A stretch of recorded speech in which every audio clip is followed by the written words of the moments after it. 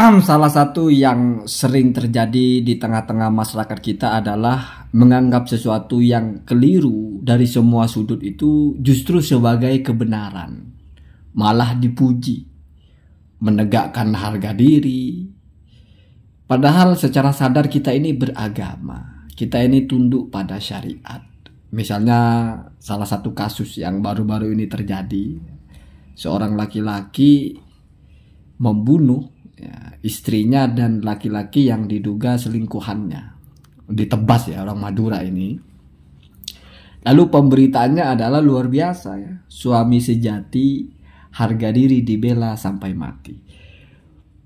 Membela harga diri sampai mati atau mengorbankan nyawa untuk menjaga harga diri itu ada babnya dalam syariat. Itu masuk kepada hifdul irdi. Tetapi ya nggak begini juga caranya. Artinya membela sampai mati itu kita walaupun harus mati boleh untuk membela harga diri kita. Bukan kita matiin orang. Jadi kematian yang dimaksud, yang dijadikan sebagai tumbal atau dijadikan sebagai harga, itu kematian kita. Artinya kamu mempertahankan harga dirimu boleh sampai misalnya kamu harus mati. Itu masih ada pendekatannya, tapi bukan membunuh. Kalau membunuh itu bukan membela harga diri, itu kriminal. Membunuh itu kriminal. Ada orang misalnya, ini contohnya ya, ada orang yang mempertahankan istrinya, mempertahankan hartanya, mempertahankan apanya. Lalu demi mempertahankan itu dia harus mati, merelakan nyawanya, itu baru sejati namanya. Kalau ini Pak ngebunuh orang, lain ceritanya, ini terbalik logika kita. Jadi yang disebut dengan demi harga diri, rela mati, itu kita yang mati Pak, bukan matiin orang. Itu logika sederhana ya, jangan dibolak-balik ya. Jadi jangan sampai sesuatu yang sudah salah secara syariat tidak pernah bisa dibenarkan dari sisi manapun, lalu kita anggap benar hanya karena kita mungkin puas, mungkin kita gregetan gitu. Ini perempuan brengsek, layak dibunuh. Terus kita dukung sekali ya. Kalau orang itu dibunuh, itu jangan. Itu namanya kita tidak berpikir secara syariat gitu. Logikanya sudah melenceng gitu. Mestinya laki-laki yang punya istri yang berselingkuh buang Pak, buang ke laut, kawin lagi, apa susahnya? Buang, anggap salah pilih, gitu aja, simpel saja hidup ini. Anda bertemu punya pasangan gak beres, udah berselingkuh ya udah buang aja. Seperti tai, seperti kotoran buang aja, cebok. Masa kalau kita tiba-tiba misalnya kita ada berak di celana, masa kita pusing-pusing kita mau putuskan pantat kita? Enggak, kita cebok aja, buang kotorannya itu ya. Kalau jijik dengan celananya, buang dengan celana-celananya. Cari celana yang baru, hidup itu panjang. Nah daripada begini, puas ya sudah dosa. Ngebunuh dua orang, ngebunuh itu nggak sembarangan Pak. Susah taubatnya. Sudah di dunia di penjara, kan jadi rugi sana sini gitu.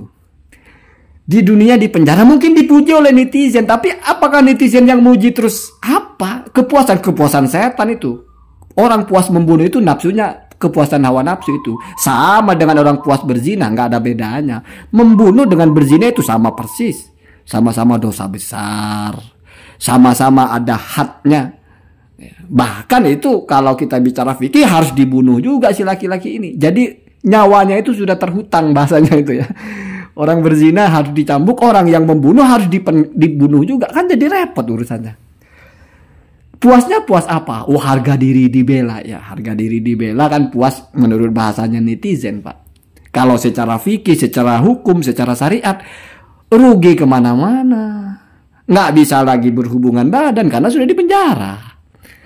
Terbatas sudah mengakseskan kenikmatan dunia. Salah lagi secara syariat. Makanya kalau ada orang istrinya selingkuh atau apa itu, nggak usah pusing-pusing Pak. Lepas aja, kembalikan saja kepada bapaknya gitu. Pak, anak bapak brengsek ini ya sudah bapak ambil, saya jijik. Udah gitu aja, kawin lagi. Enak ya. Banyak orang itu yang ingin kawin lagi karena nggak bisa, karena nggak berani, atau karena kasihan kepada istrinya. Ini nemu kesempatan kawin lagi, istrinya nggak beres. Ada alasan. Kita buang istri kita kawin lagi. Enak begitu. Malah dibunuh ya. Sudah nanti menderita, di penjara bertahun-tahun. Nanti kalau misalnya yang dibunuh dendam, dibunuh lagi. Kan menciptakan permusuhan ya. Jadi ingat, maksud membela harga diri sampai mati bukan matiin orang.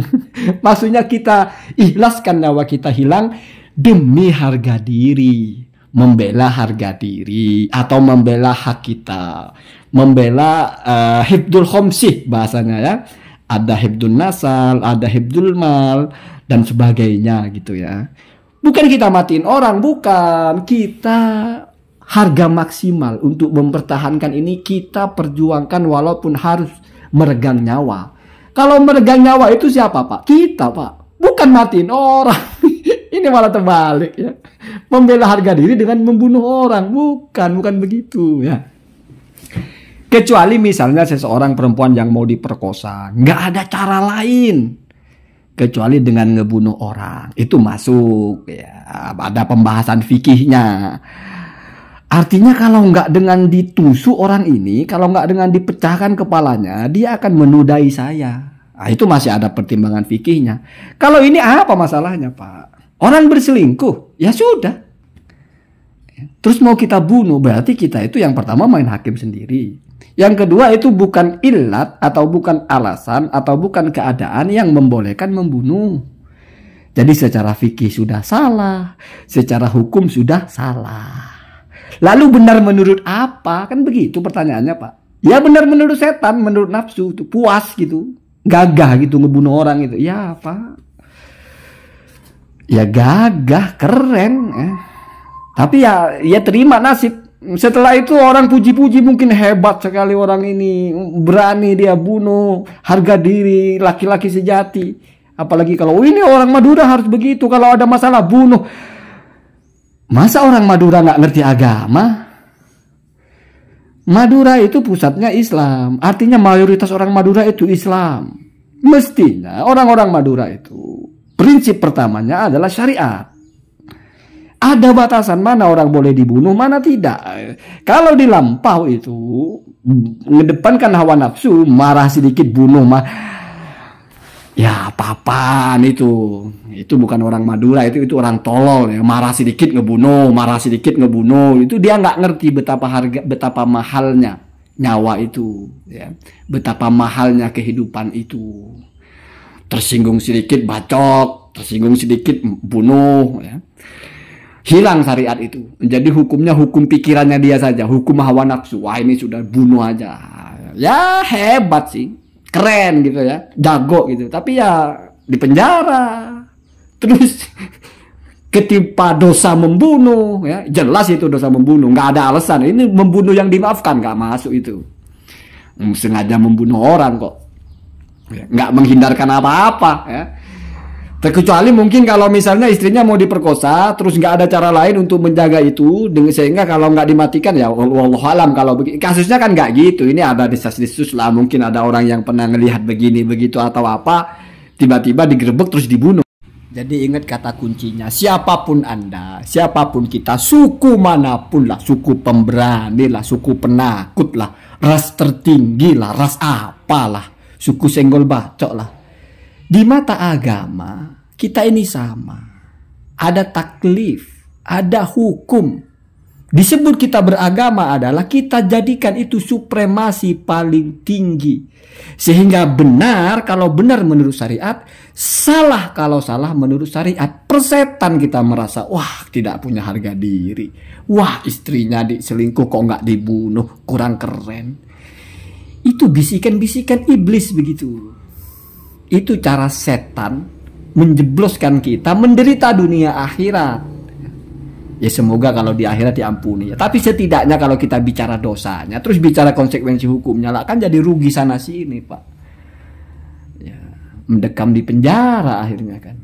Netizen ya nyorakin aja ya, wah hebat keren ya. Tapi apakah netizen itu kebagian di hukumnya? Enggak Pak, mampus aja lu. Palingnya begitu ya, penjara ya urusan lu itu. Ini dianggap sebagai mempertontonkan hal yang memuaskan penonton kalau pelakunya babak belur di penjara ya. Di penjara. Jadi kalau ada laki-laki punya bini brengsek, buang Pak, buang, ya, cerai ya. Cari lagi perempuan, banyak perempuan itu ya. Kenapa harus sakit hati masalah perempuan ya? Laki-laki itu. Ini baru bicara harga diri nih. Jadi laki-laki itu jangan terlalu merasa sakit hati oleh ulah perempuan. Ya. Kalau punya perempuan nggak beres, ya, berselingkuh, say goodbye, ya. Cari lagi, banyak yang mau. Daripada harus mendekam di penjara hanya untuk harga diri apaan ya? Ya mungkin keren disurakin ya. Tapi Anda di penjara ya, dan ketimpa dosa membunuh 2 orang lagi ya. Orang membunuh orang itu hitungannya berat karena dia menghilangkan hakul adami yang paling besar, yaitu hak orang untuk hidup. Perhitungannya luar biasa berat. Urusannya bukan hanya dengan Tuhan, tapi dengan orang yang dibunuh. Nanti perhitungannya berat sekali. Nanti kamu akan dituntut oleh yang dibunuh itu. Kamu menghilangkan nyawa saya. Kamu membuat saya tidak bisa lagi bertaubat dengan dosa-dosa saya. Maka saya minta kamu yang tanggung. Bagaimana kalau begitu, Pak?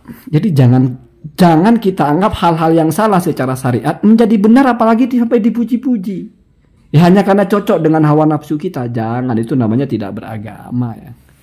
Miris kalau ada orang Madura berpikir begitu. Anggaplah yang orang Madura melakukan hal-hal seperti itu ya orang Madura yang sedang bodoh ya, sedang tidak mengerti agamanya atau sedang tidak mengamalkan agamanya. Ya nggak ada bedanya, yang membunuh, yang berzina nggak ada bedanya. Sama-sama buruk di mata hukum, di mata syariat. Begitu ya. Allahumma dina